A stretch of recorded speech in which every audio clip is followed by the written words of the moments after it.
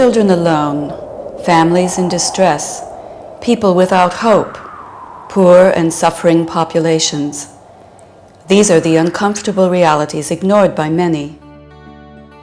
Jesus reversed the situation, putting these people first in the kingdom of God. Since then, countless multitudes of people have devoted themselves entirely to God to raise the dignity of every man and every woman. And we are also on this journey, we, the Daughters of Divine Zeal, who for 125 years have unceasingly given our lives to God and to our fellow men and women. Our workplace is humanity, the needy masses. We are tireless workers. Prayer and service form our daily lives, and we, called by God to build His kingdom, now travel together to see what wonders His love has achieved in the world.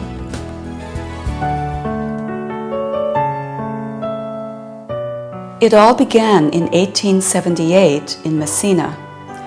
A young priest of noble family settled in the poorest area of his own city, the Avignon quarter, to try and rescue it.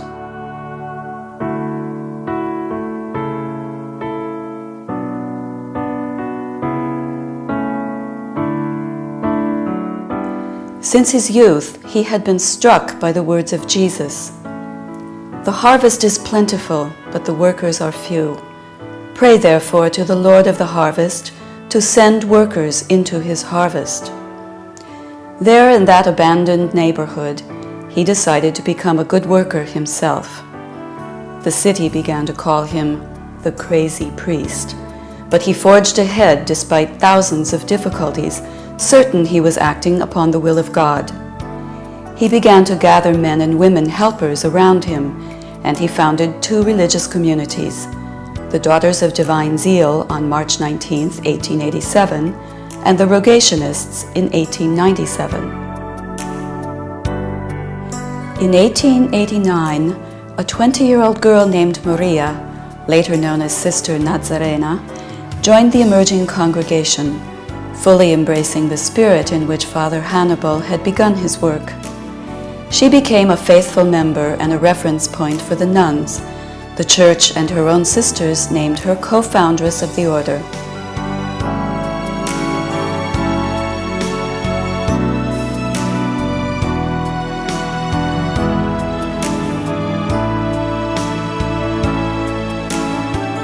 In 1902, the Daughters of Divine Zeal began to expand, opening communities in Taormina and Giardini Naxos. In 1908, a terrible earthquake destroyed the city of Messina, and along with it, all the work of Father Hannibal. Among the victims were also 13 nuns. It was an opportunity to expand the confines of the congregation, which, while waiting to rebuild its base at Messina, moved to Puglia, to the town of Oria. And that's where the journey beyond Sicilian territory began, the work that Father Hannibal himself loved to call the Little Caravan.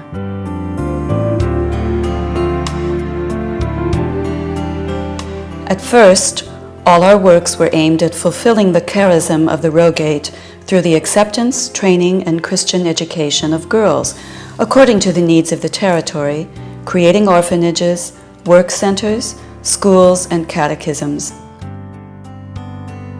Then, expansion across the country also led to development of institutions to meet the needs caused by war, epidemics, poverty, and other emergencies.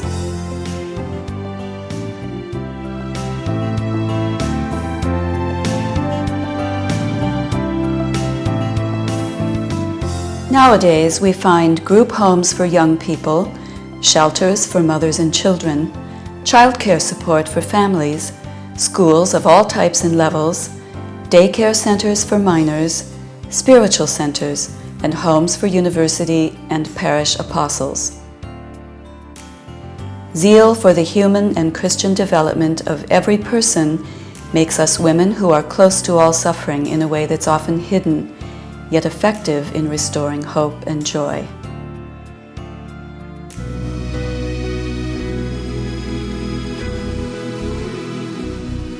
The year 1951, 100 years after the birth of Father Hannibal, marks the beginning of the mission in other countries. The little caravan with a group of nuns arrived in Tres Rios, Brazil, and so began the mission in South America. It was of primary importance to safeguard the children who were living in poverty. Thus, they opened the first shelters and began working with families of minors. Over the years, their activities have extended to homes for the elderly and collaboration in catechisms and schools. In this land rich in natural resources, a crossroads of various cultures, the Daughters of Divine Zeal are committed to building a more just and brotherly society.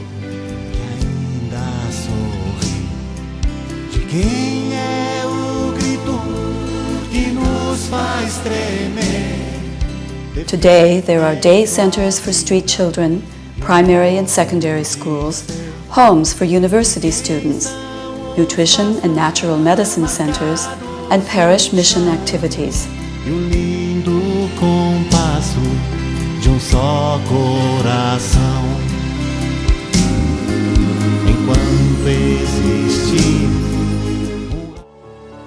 The journey of the little caravan continued, and in 1953 the Daughters of Divine Zeal went to the United States.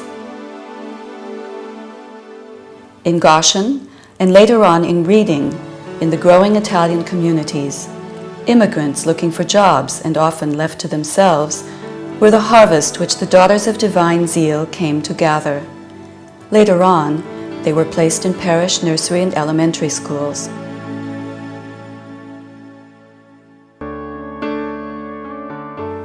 Today, the activities that characterize our presence in the United States are teaching, with particular attention paid to poor families and immigrants, and mission work in the surrounding parishes.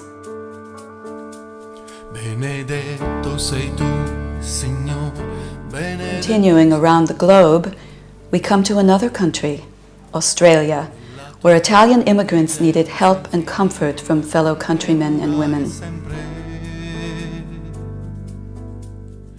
In 1959, the first parish mission was opened, with a nursery school, an Italian language school, and a home for orphaned children. Today we also take in young university students.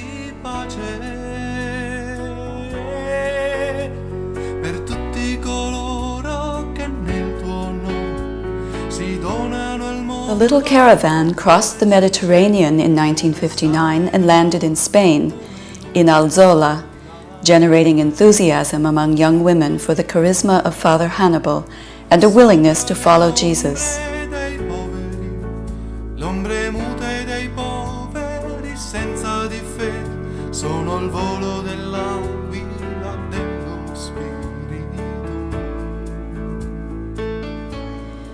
Currently, it works with parishes and dioceses, animating the local church with the spirit of the Rogate.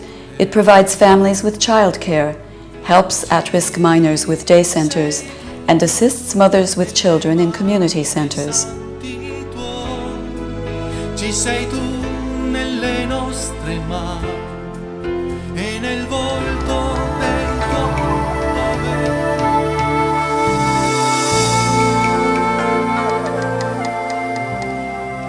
Father Hannibal dreamed of a universal rogation that would result in good workers all over the world knowing and experiencing prayer. This prompted the Daughters of Divine Zeal to go to the great continent of Asia for the first time. On October 7, 1978, the Daughters of Divine Zeal arrived in the Philippines, a place where the gap between wealth and poverty is palpable. In Marikina, they opened the first house. They began with an intense and fruitful vocational ministry in schools and universities. Many young people, attracted by Christ and by the institution's spirit of prayer and charity, have embraced the religious life with great generosity.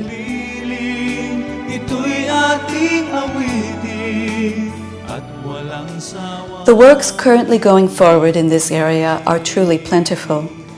Community support to parishes, homes for needy and orphaned girls, various schools, vocational training centers, homes for pregnant women in distress, pastoral work for the vocations and diffusion of the union, and prayers for the vocations.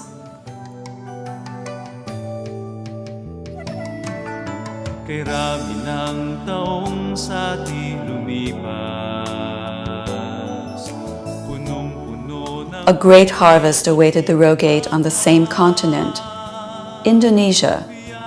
Here too we make our contribution, and in 2001 we began a new missionary experience in Maumere. Today the sisters enliven parishes with catechisms and liturgical animations, welcome children to the nursery school, care for the poor in a clinic, and support women by offering employment in the workshop. The vocational response of Indonesian youth is a guarantee for the future development of the presence of the congregation in the service of the Indonesian people.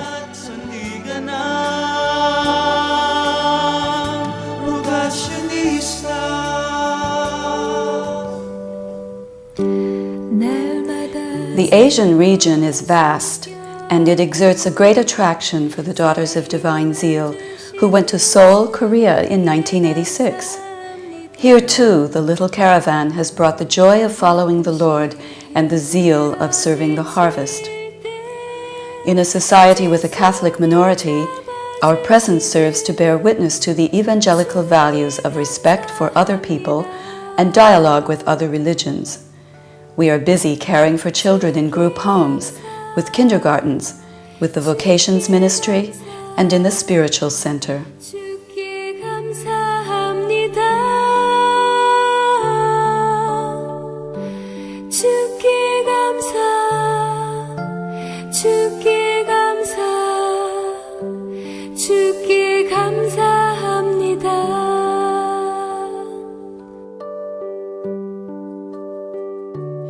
Not far from Korea lies another country troubled by political uncertainty, Vietnam.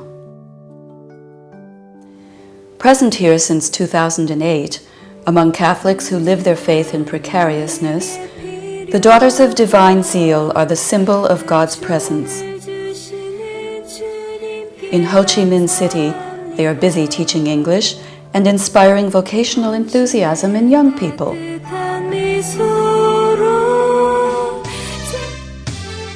The little caravan continues to make Father Hannibal's dream come true. In 1898, it arrived in Cochin, in India, one of the biggest countries in the world. The deep spirituality of the Indian people and the warm reception by the Christian communities have allowed the sisters to operate generously in the vocations ministry and to gather responses from young people eager to dedicate themselves to Christ, Lord of the harvest.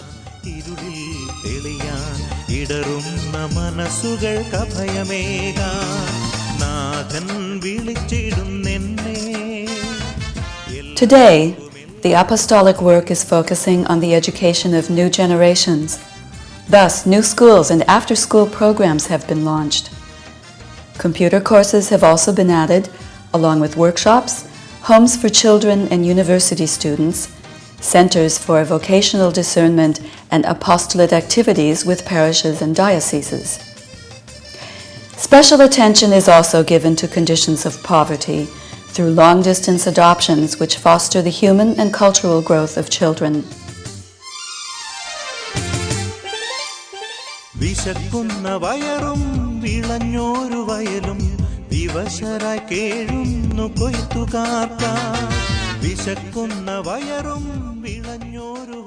Through providential events, the little caravan arrived in Africa, a land rich in traditions but marked by great suffering. In 1990, in Rwanda, the community of Gatare was inaugurated, a place far from the populated center, which soon became a landmark for children, women, the elderly, and the sick. Over time, the works have multiplied to meet the most basic needs of the population, such as food and treatment of diseases, along with schools, nutrition centers, job training courses, and vocation activities. The Spirit moves the little caravan, making it capable of planting seeds of hope. In 2003, it opened the community of Elogbatindi, Edea, in Cameroon. The service the nuns offer is a skilled action of evangelism and catechism, a special kindergarten for the neediest children, and a workshop for the advancement of women.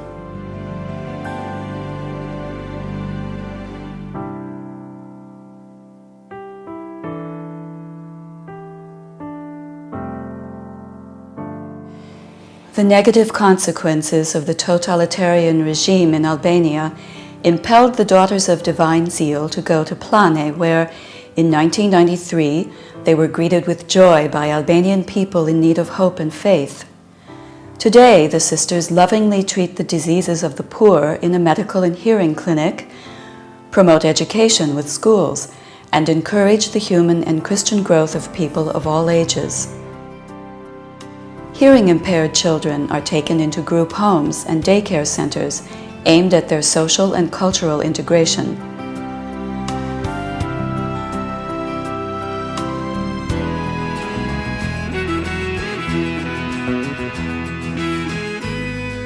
Bolivia is the poorest country in South America. It has the highest infant mortality rate, and half the population is illiterate. Children grow up abandoned and miserably poor on the streets. In 1990,